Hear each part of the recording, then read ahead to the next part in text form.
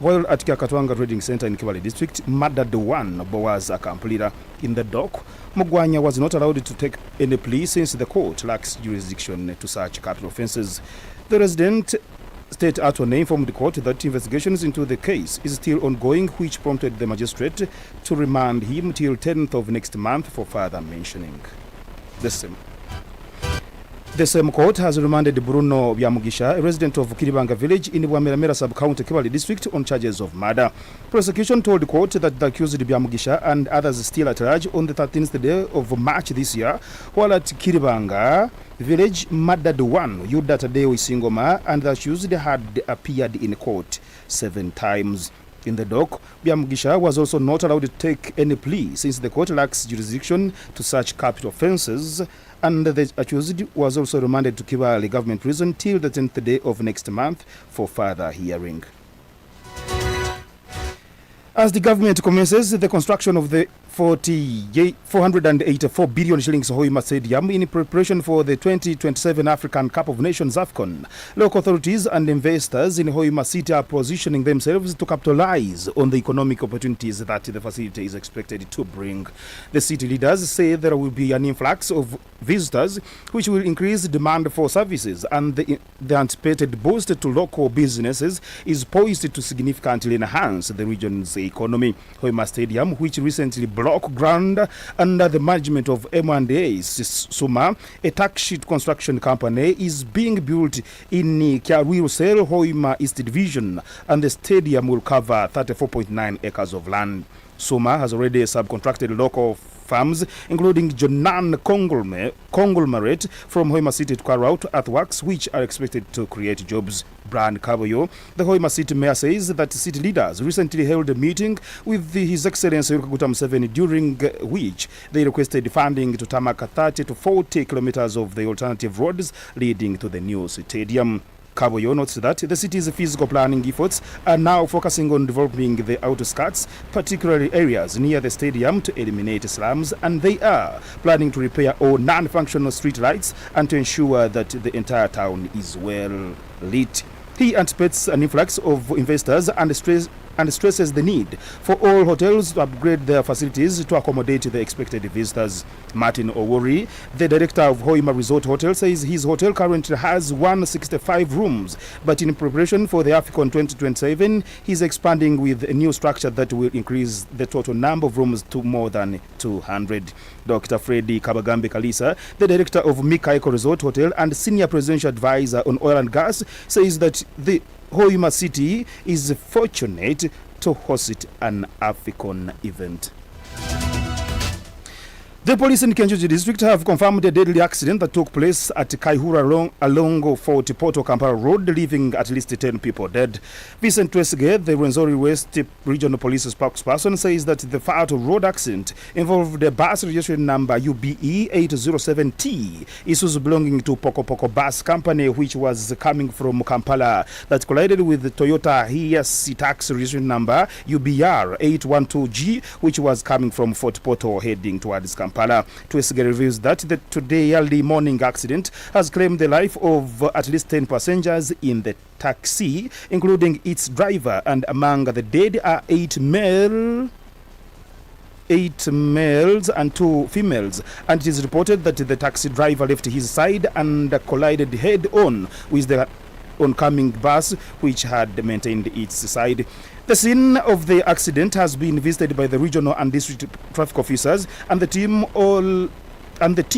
and all bodies are removed and taken to Kenjojo Hospital for post-mortem examination, and the 2 vehicles towed to Kenjojo Central Police Station, while the driver of the bus is on the run. Twesige has blamed the accident on reckless driving by the taxi driver, and the accident was registered at Kenjojo Central Police Station under reference number TAR 1172024 to help in investigations.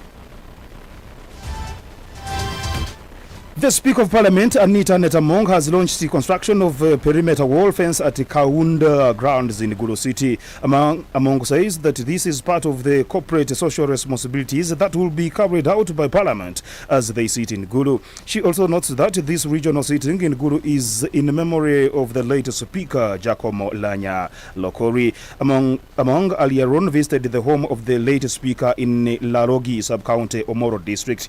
She also opened the health camp being conducted by Parliament at Pasay Primary School. Gulu City Mayor Alfred Okwanga has welcomed the Speaker and the regional seating, saying that the perimeter wall fence will help to keep Kaunda grounds and its facilities.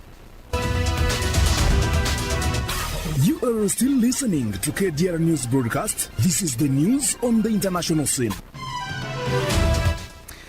In Venezuela, the President Nicolas Maduro has made major changes to his cabinet as protests continue following his success in a recent election rejected by opponents as fraudulent. Maduro has brought in new figures to lead the oil, finance, and the interior ministries, among others. Anabel Pereira is the new finance minister, while Hector Obregon is the new president of State Oil Company, PDVSA, replacing Pedro Telechea, who will move to head the Ministry of Industries and National Production. Vice President Declan Rodriguez will remain in her post, but added the oil ministry to her brief. Ivan Gil and Vladimir Padrino will remain in their respective posts as Foreign Minister and Defense Minister. And Maduro says, while according to Maduro, the government party leader, Diosdado Cabello, will be the new Interior and Justice and Peace Minister. It's 13:08 hours. That marks the end of today's afternoon news broadcast on Kdr FM. My name is Valence Asiimwe. I wish you a very fruitful afternoon. Keep listening.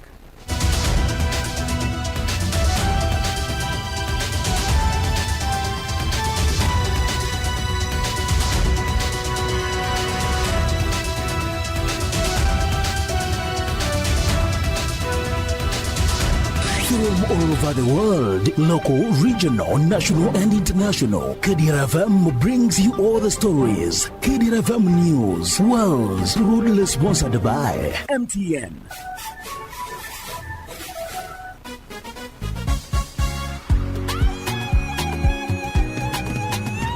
You used to tell me that I don't make you happy.